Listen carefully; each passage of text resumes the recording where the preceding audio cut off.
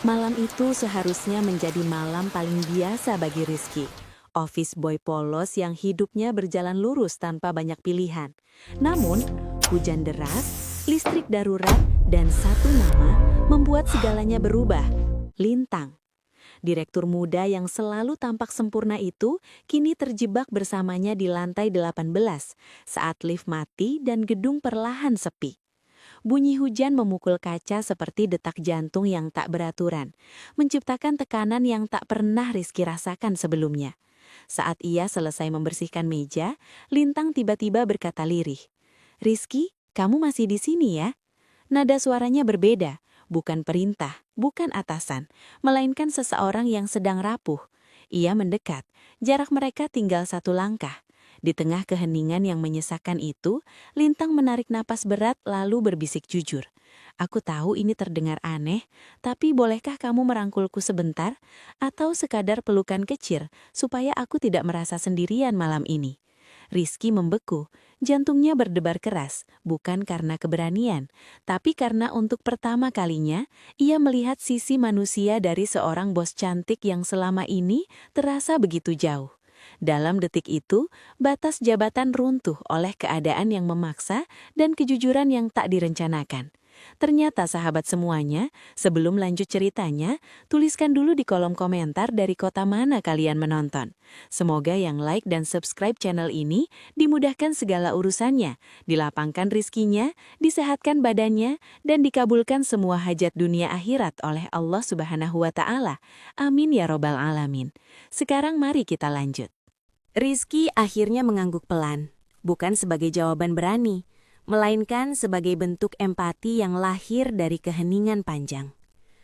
Mereka duduk di sofa ruang direktur yang biasanya terasa dingin dan formal, kini berubah menjadi ruang pengakuan yang jujur. Lintang menyandarkan punggungnya, menatap langit gelap di balik kaca. "Kamu tahu, Rizky," katanya lirih, "di kantor ini semua orang takut salah di depan saya. Tidak ada yang benar-benar mendengar." Rizky menunduk, memilih kata dengan hati-hati. "Mungkin karena semua orang melihat ibu terlalu tinggi, Bu." Kalimat itu membuat Lintang menoleh. "Dan kamu?" tanyanya. Rizky tersenyum kecil. "Saya cuma lihat seseorang yang capek bekerja." Jawaban sederhana itu menusuk lebih dalam dari pujian manapun. Lintang menghela napas panjang, seolah beban yang ia simpan bertahun-tahun akhirnya menemukan celah untuk keluar. Malam itu, tanpa disadari, Rizky bukan lagi sekadar office boy, melainkan saksi dari sisi rapuh seorang pemimpin. Hujan belum juga reda, dan waktu seakan memberi mereka izin untuk berbicara lebih lama.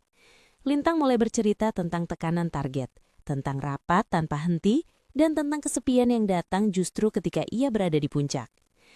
"Semua orang ingin dekat karena jabatan," ucapnya, "tapi tidak ada yang benar-benar peduli." Rizky mendengarkan dengan penuh perhatian. "Saya tidak pintar bicara, Bu," katanya jujur. "Tapi saya percaya setiap orang butuh didengar, bukan dinilai." Lintang tersenyum tipis, matanya sedikit berkaca-kaca. Ia tidak menyangka kata-kata seperti itu datang dari seseorang yang selama ini jarang ia perhatikan. Di luar, petir menyambar jauh, tapi di dalam ruangan justru terasa hangat. Untuk pertama kalinya setelah sekian lama, Lintang merasa aman untuk menjadi dirinya sendiri, tanpa topeng kekuasaan. Dan Rizky, tanpa sadar, mulai memahami bahwa keberanian tidak selalu datang dari posisi tinggi, melainkan dari ketulusan hati. Jam dinding menunjukkan hampir tengah malam ketika listrik utama menyala kembali. Namun, tak satu pun dari mereka langsung berdiri. Keheningan yang tersisa bukan lagi canggung, melainkan penuh makna. "Rizky," kata Lintang pelan, "malam ini mengingatkan saya mengapa dulu saya ingin bekerja, bukan hanya memimpin." Rizky mengangguk. "Saya juga belajar, Bu. Ternyata semua orang, siapapun dia, bisa merasa sendiri." Lintang tersenyum, kali ini lebih tulus. Ia berdiri dan merapikan blazernya, kembali ke peran direktur, namun dengan sorot mata yang berbeda. "Besok," katanya, "kita tetap profesional." Rizky menjawab mantap, "Saya mengerti, Bu." Namun di balik kata-kata formal itu, ada kesepahaman diam-diam. Mereka telah berbagi sesuatu yang tak semua orang dapatkan, kejujuran tanpa kepentingan. Lift akhirnya berfungsi. Pintunya terbuka dengan bunyi pelan. Di ambang pintu, Lintang berhenti sejenak. "Terima kasih sudah tinggal," katanya singkat namun syarat makna. Rizky menunduk sopan. "Terima kasih juga sudah percaya pada saya, Bu Lintang."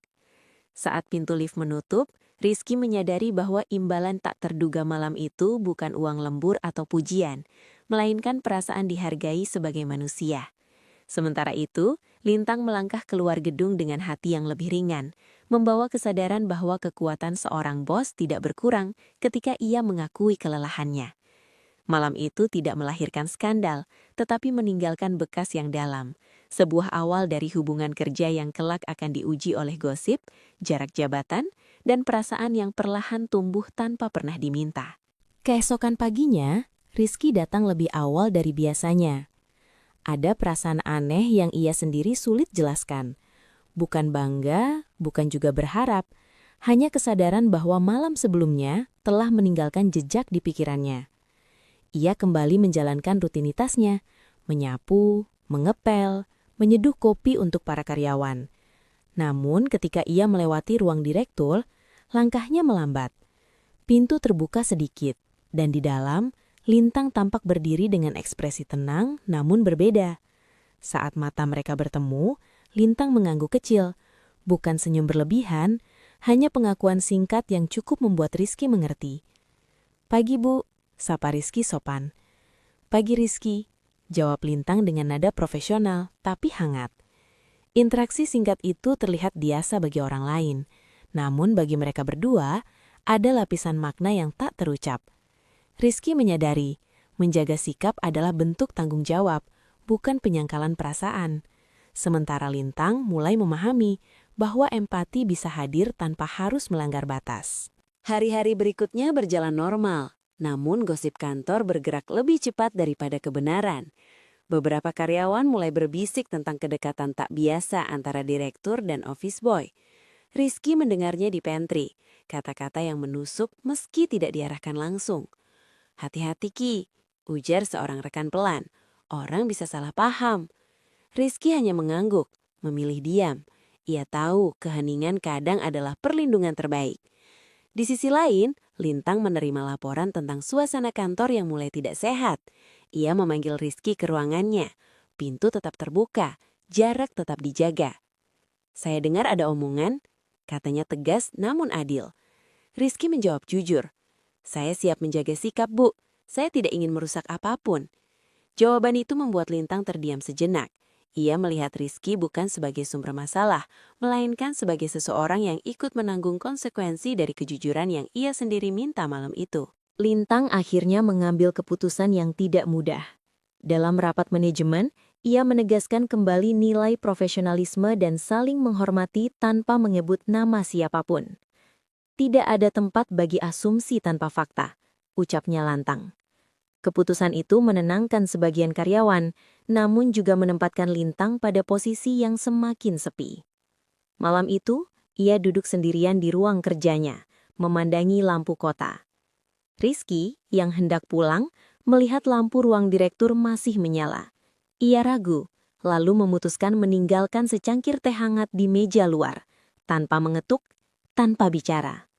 Keesokan harinya, Lintang menemukan teh itu sudah dingin, tapi hatinya terasa hangat. Ia tersenyum kecil. Terkadang, perhatian paling dalam justru hadir tanpa dialog dan tanpa tuntutan apapun. Hubungan mereka perlahan berubah menjadi saling menghormati yang matang. Tidak ada pertemuan larut malam lagi. Tidak ada percakapan pribadi berlebihan. Namun, dalam setiap rapat, setiap keputusan, Lintang lebih peka terhadap karyawan kecil yang sering luput dari perhatian. Rizky pun bekerja dengan dedikasi lebih besar, bukan demi pujian, melainkan karena ia merasa keberadaannya diakui. Suatu sore, Lintang berkata di depan staf, "Terima kasih untuk semua peran, sekecil apapun itu." Rizky menunduk, menahan rasa haru. Ia sadar, imbalan tak terduga itu bukanlah kedekatan personal, melainkan perubahan cara pandang seorang pemimpin. Dan bagi Lintang, Rizky menjadi pengingat bahwa kekuasaan tanpa empati hanya akan melahirkan jarak. Waktu berlalu, gosip mereda, Namun kenangan malam hujan itu tetap tinggal sebagai pelajaran bagi keduanya. Mereka tidak pernah membicarakannya lagi, tapi masing-masing tahu bahwa momen itu telah membentuk versi diri mereka yang lebih dewasa. Rizky belajar bahwa ketulusan harus dibarengi kebijaksanaan. Lintang belajar bahwa kekuatan tidak selalu berarti berdiri sendiri. Di tengah hiruk-pikuk dunia kerja, kisah mereka bukan tentang pelanggaran batas, melainkan tentang bagaimana keadaan memaksa dua manusia berbeda posisi untuk saling melihat dengan jujur. Dan disitulah, tanpa disadari banyak orang, lahir hubungan paling langka di dunia kerja. Hubungan yang tidak dibangun atas kepentingan, melainkan atas rasa hormat dan kemanusiaan. Beberapa minggu kemudian, perubahan besar datang tanpa peringatan. Manajemen pusat mengirimkan audit internal, sesuatu yang selalu membuat suasana kantor menegang. Rizky merasakannya dari cara orang-orang berjalan lebih cepat dan suara bisik-bisik yang kembali muncul. Kali ini bukan sekadar gosip, melainkan ketakutan kehilangan posisi. Lintang terlihat sibuk luar biasa, rapat demi rapat mengisi jadwalnya. Namun di balik sikap tenangnya, ada tekanan besar yang harus ia tanggung sendirian. Suatu sore, ia berdiri di depan jendela ruang kerjanya, memandangi halaman parkir yang mulai sepi. Ia teringat malam hujan itu, bukan karena kedekatan, melainkan karena kejujuran yang langka. Rizky dari kejauhan melihat Lintang tampak lebih kurus dan lelah. Ia ingin bertanya, tapi memilih menahan diri. Ia sadar, perhatian yang berlebihan bisa disalahartikan. Maka ia memilih cara paling sederhana, bekerja lebih rapi, lebih cepat, lebih bertanggung jawab. Dalam diam, Rizky berharap kontribusi kecilnya bisa sedikit meringankan beban yang bahkan tak pernah ia diminta untuk memikul. Audit akhirnya memunculkan keputusan yang tak terhindarkan, efisiensi tenaga kerja. Beberapa posisi akan dipindah, beberapa kontrak tidak diperpanjang. Nama Rizky muncul dalam daftar mutasi ke cabang luar kota. Saat HR menyampaikan keputusan itu, Rizky mengangguk tenang meski dadanya terasa sesak.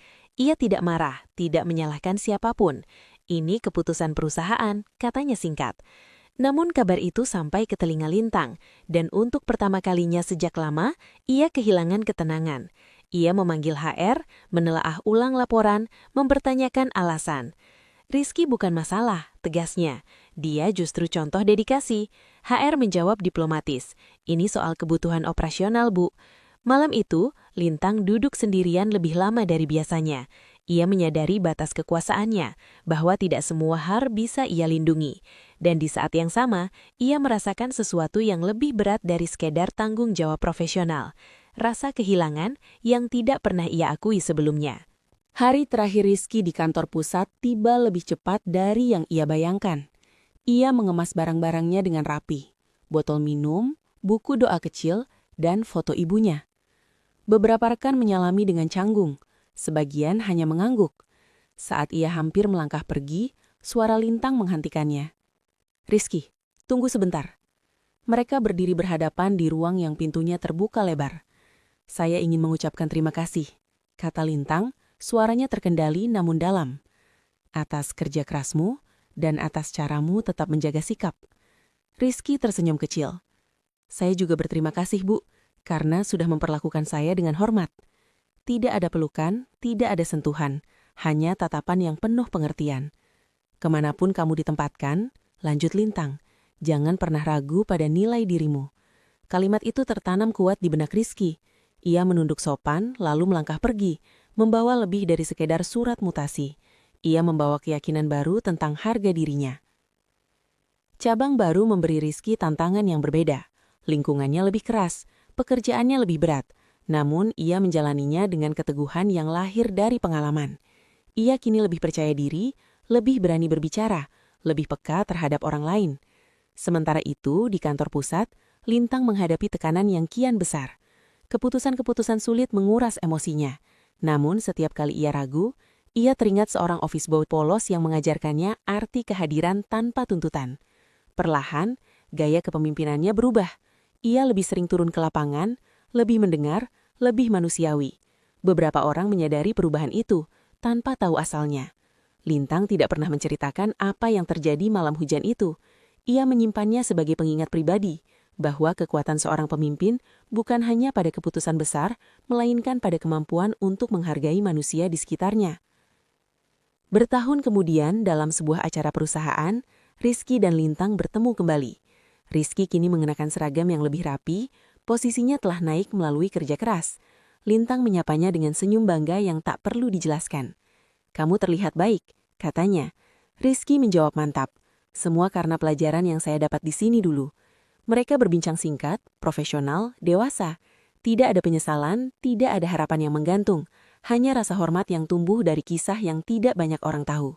Di tengah gemerlap acara, mereka berdiri sebagai dua manusia yang pernah dipertemukan oleh keadaan memaksa, lalu dipisahkan oleh tanggung jawab, namun disatukan oleh nilai yang sama.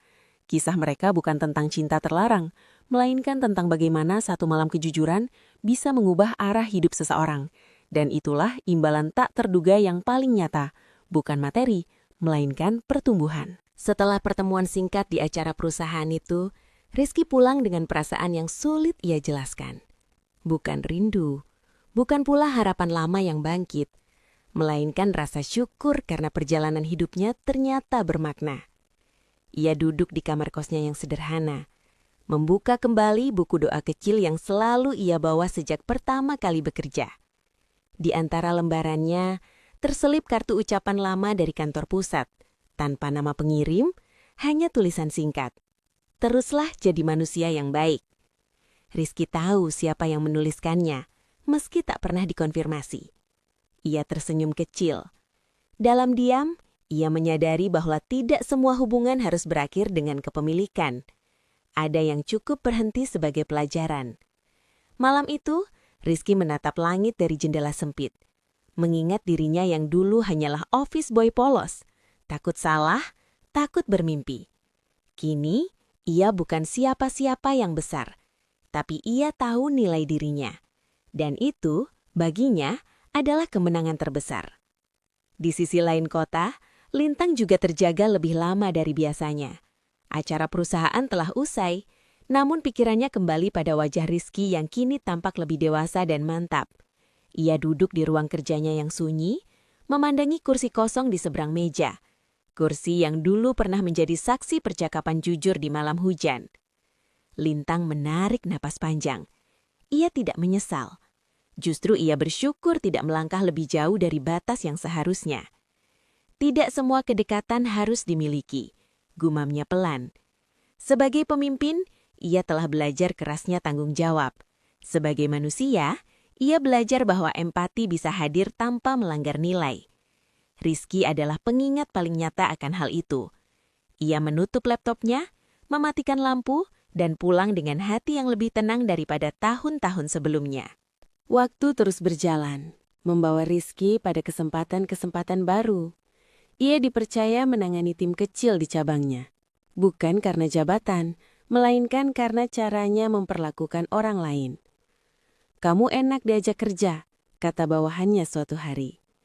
Rizky tersenyum, teringat kalimat serupa yang dulu datang dari Lintang. Pola itu berulang, seperti warisan nilai yang tak pernah tertulis. Ia mengajarkan pada timnya bahwa pekerjaan bukan hanya soal target, tapi juga soal rasa saling menghormati. Tanpa sadar, Rizky meneruskan pelajaran yang ia dapat dari satu malam paling sunyi dalam hidupnya. Ia tidak pernah menceritakan kisah itu secara lengkap kepada siapapun. Bukan karena rahasia, melainkan karena ia tahu beberapa kisah cukup hidup dalam sikap dan tindakan. Lintang pun menghadapi babak baru dalam hidupnya. Ia ditunjuk menangani proyek nasional yang penuh tekanan. Namun berbeda dari dirinya yang dulu, kini ia tidak lagi memikul semuanya sendirian. Ia belajar meminta bantuan, belajar mendengar, belajar mengakui lelah. Banyak yang memuji perubahan kepemimpinannya, menyebutnya lebih hangat, lebih manusiawi. Tidak ada yang tahu bahwa perubahan itu bermula dari percakapan sederhana dengan seorang office boy polos. Setiap kali ia melihat staf kebersihan lewat, Lintang selalu mengangguk atau menyapa. Bukan basa-basi, melainkan kesadaran bahwa setiap peran layak dihargai. Disitulah, tanpa disadari banyak orang, Lintang menemukan ketenangan yang tak pernah ia rasakan di puncak ambisi.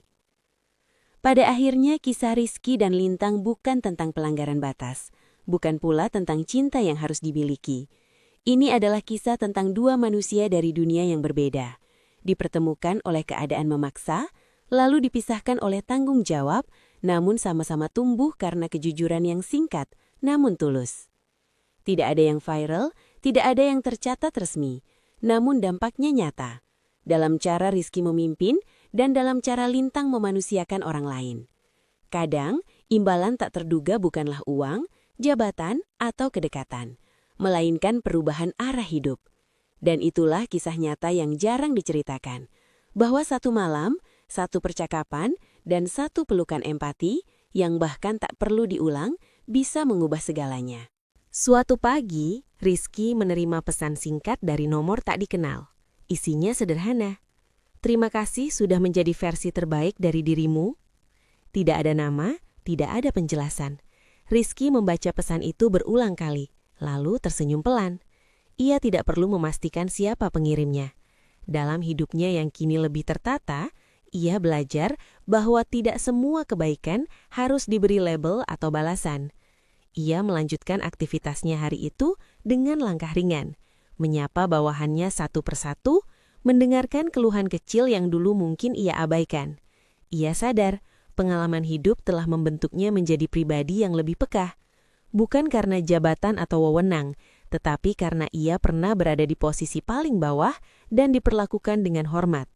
Disitulah ia memahami bahwa empati bukan teori, melainkan praktik sehari-hari yang harus dijaga. Di tempat lain, Lintang menghadiri pelatihan kepemimpinan nasional. Dalam sesi diskusi, seorang peserta bertanya, "Apa momen paling penting yang membentuk cara Anda memimpin?" Lintang terdiam sejenak. Ia tidak menceritakan detail, hanya menjawab, "Saat saya belajar mendengar seseorang yang tidak punya kewajiban untuk menyenangkan saya." Jawaban itu membuat ruangan hening. Banyak yang mencatat, banyak yang merenung. Lintang tahu, kisah itu bukan miliknya sendiri. Ia adalah pengingat bahwa kekuasaan tanpa kerendahan hati hanya akan melahirkan ketakutan. Seusai sesi, ia duduk sendirian, menatap catatan kecil di tasnya. Kalimat yang sama yang dulu ia tulis untuk Rizky. Ia tersenyum. Beberapa pelajaran hidup memang datang dari arah yang tidak pernah kita duga. Waktu mengalir tanpa menunggu siapapun. Rizky semakin matang dalam perannya. Bukan tanpa kesalahan, namun selalu dengan niat baik. Ia mulai dipercaya menjadi penghubung antara manajemen dan pekerja lapangan. Karena kamu bisa memahami dua sisi, kata atasannya. Rizky tahu, kemampuan itu lahir dari pengalaman pahit dan manis yang ia jalani. Ia tidak pernah menganggap dirinya istimewa. Ia hanya berusaha jujur pada pekerjaannya, sebagaimana ia jujur pada dirinya sendiri malam hujan itu. Dalam kesederhanaannya, Rizky menemukan makna kerja yang sesungguhnya, bukan tentang seberapa tinggi posisi, tetapi seberapa besar dampak yang kita tinggalkan pada orang lain. Lintang pun mencapai titik baru dalam kariernya. Namun kali ini, ia tidak lagi mengejar pengakuan semata. Ia memilih proyek-proyek yang memberi ruang bagi pertumbuhan orang lain. Banyak yang menyebutnya pemimpin yang berbeda. Lintang tidak membantah. Ia tahu perbedaan itu lahir dari satu kesadaran sederhana. Setiap orang membawa beban yang tidak terlihat. Ia sering teringat Rizky, bukan sebagai sosok khusus, melainkan sebagai simbol dari banyak orang kecil yang sering luput dari perhatian. Dalam setiap keputusan, ia bertanya pada dirinya sendiri, apakah ini adil bagi mereka yang tidak bersuara? Pertanyaan itu menjadi kompas moral yang menuntunnya. Pada akhirnya, kisah ini bukan tentang seorang office boy dan bos cantik. Ini adalah kisah tentang kehidupan pekerja, tentang bagaimana keadaan memaksa dapat membuka mata dan hati. Rizky dan Lintang tidak terikat oleh janji atau hubungan khusus, tetapi oleh nilai yang sama, kemanusiaan. Mereka berjalan di jalan masing-masing, membawa pelajaran yang sama, bahwa empati, ketika dijaga dengan tanggung jawab, mampu mengubah hidup tanpa harus melanggar batas. Kisah ini mungkin tidak tercatat dalam laporan perusahaan, namun hidup dalam cara mereka memperlakukan orang lain. Dan di sanalah letak kisah nyata yang sesungguhnya, bukan pada dramanya, melainkan pada perubahan yang ditinggalkannya. Beberapa tahun setelah semua itu, Rizky berdiri di depan tim barunya dalam sebuah ruang briefing sederhana. Tidak ada podium mewah, tidak ada sorotan kamera. Ia berbicara dengan suara tenang tentang tanggung jawab, tentang saling menghormati, tentang kerja yang jujur. Kita mungkin punya jabatan berbeda, katanya, tapi kita sama-sama manusia. Kalimat itu membuat ruangan hening. Banyak yang mengangguk, sebagian terdiam merenung. Rizky sendiri terkejut, menyadari betapa jauh ia telah melangkah dari dirinya yang dulu. Ia tidak lagi takut salah bicara, tidak lagi merasa kecil. Semua itu bukan karena pelatihan mahal atau jabatan tinggi, melainkan karena ia pernah diperlakukan sebagai manusia oleh seseorang yang memilih empati di tengah kekuasaan. Dari situ, ia belajar memberi hal yang sama kepada orang lain. Lintang di sisi lain mulai menuliskan pengalamannya dalam catatan pribadi, bukan untuk diterbitkan, bukan untuk dibagikan, melainkan untuk mengingatkan dirinya sendiri. Ia menulis tentang tekanan, tentang kesepian, dan tentang satu malam ketika ia memilih jujur pada rasa lelahnya. Keadaan memaksa, tulisnya. Kadang bukan untuk menjatuhkan, tapi untuk membuka mata. Ia sadar, jika malam itu tidak terjadi, mungkin ia akan tetap menjadi pemimpin yang efektif namun dingin. Rizky bukan penyelamatnya, bukan pula bagian dari kisah cinta tersembunyi, melainkan cermin yang menunjukkan bahwa kekuatan tidak selalu harus keras. Catatan itu ia simpan rapi, sebagai pengingat bahwa setiap keputusan yang ia ambil memiliki dampak pada manusia nyata. Suatu hari, perusahaan mengadakan program apresiasi untuk karyawan lintas level. Rizky diundang sebagai pembicara perwakilan cabang. Di antara hadirin, Lintang duduk di barisan belakang, mendengarkan tanpa memperkenalkan diri. Saat Rizky berbicara tentang pengalaman hidupnya, tentang kerja dari bawah, tentang pentingnya diperlakukan adil, Lintang menunduk haru. Ia tidak berdiri memberi tepuk tangan paling keras. Ia hanya tersenyum, puas melihat bahwa benih empati yang dulu tumbuh dalam sunyi kini berbuah nyata. Mereka tidak saling menyapa hari itu. Tidak perlu. Kehadiran masing-masing sudah cukup menjadi jawaban atas perjalanan panjang yang mereka lalui. Dalam hidup, tidak semua kisah harus berakhir dengan kepemilikan atau pengakuan. Ada kisah yang selesai dengan pertumbuhan. Rizky dan Lintang adalah contoh dari dua orang yang tidak mempertahankan kedekatan, tetapi menjaga nilai. Mereka tidak melawan sistem, tidak menciptakan skandal, tidak menuntut lebih dari yang seharusnya. Mereka hanya memilih bersikap benar di tengah situasi yang rumit, dan pilihan itulah yang justru memberi mereka imbalan paling tak terduga, kedewasaan. Dunia kerja yang keras seringkali melupakan sisi ini. Namun, kisah mereka membuktikan bahwa integritas dan empati masih punya tempat, meski harus lahir dari keadaan yang memaksa. Inilah kisah nyata yang jarang disorot. Bukan tentang cinta terlarang, melainkan tentang kemanusiaan di balik seragam kerja. Tentang seorang office boy polos bernama Rizky yang menemukan harga dirinya, dan seorang bos cantik bernama Lintang yang menemukan kembali makna memimpin. Mereka tidak ditakdirkan berjalan bersama, tetapi dipertemukan untuk saling menguatkan. Dalam dunia yang sering menilai dari jabatan, kisah ini mengingatkan satu hal sederhana namun penting. Kadang, satu pelukan empati, satu kejujuran singkat, dan satu malam yang sunyi cukup untuk mengubah arah hidup seseorang. Dan perubahan itulah imbalan paling tak terduga dari sebuah keadaan yang memaksa. Hikmah pertama dari kisah ini adalah bahwa setiap manusia memiliki nilai yang sama, terlepas dari jabatan atau posisi. Rizky yang hanya seorang office boy kerap dipandang kecil, namun justru dari kesederhanaannya lahir ketulusan yang mampu menyentuh hati seorang pemimpin besar. Kisah ini mengingatkan bahwa martabat manusia tidak ditentukan oleh seragam kerja atau titel, melainkan oleh sikap, kejujuran, dan empati yang ia bawa dalam setiap peran hidupnya. Pesan moral berikutnya adalah pentingnya menjaga batas dan tanggung jawab, meski berada dalam situasi emosional yang sulit. Kedekatan yang lahir dari keadaan memaksa tidak harus berujung pada pelanggaran nilai. Rizky dan Lintang memilih jalan dewasa, menahan diri, menjaga profesionalisme, dan tidak membiarkan perasaan sesaat merusak masa depan. Dari sini kita belajar bahwa kedewasaan bukan tentang menuruti perasaan, tetapi tentang mengelolanya dengan bijak. Kisah ini juga mengajarkan bahwa empati adalah kekuatan sejati dalam kepemimpinan.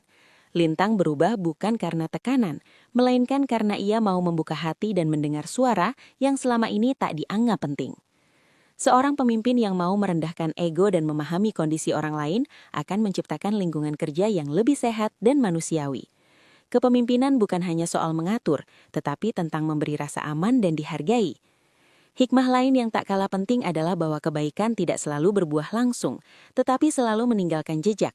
Rizky tidak menerima imbalan materi atau janji besar, namun ia mendapatkan sesuatu yang jauh lebih berharga. Percaya diri, harga diri, dan arah hidup yang lebih jelas. Ini mengajarkan bahwa ketulusan yang dijalani dengan sabar akan kembali dalam bentuk pertumbuhan pribadi, meski waktunya tidak selalu cepat. Pada akhirnya, kisah ini memberi pesan bahwa kehidupan pekerja bukan hanya tentang bertahan hidup, tetapi tentang bertumbuh sebagai manusia. Dalam dunia kerja yang keras dan penuh tekanan, sikap saling menghormati, empati, dan integritas adalah nilai yang harus dijaga. Keadaan memaksa boleh datang tanpa diminta, namun pilihan untuk bersikap benar selalu ada. Dan dari pilihan itulah lahir hikmah yang mengubah hidup, diam-diam namun nyata.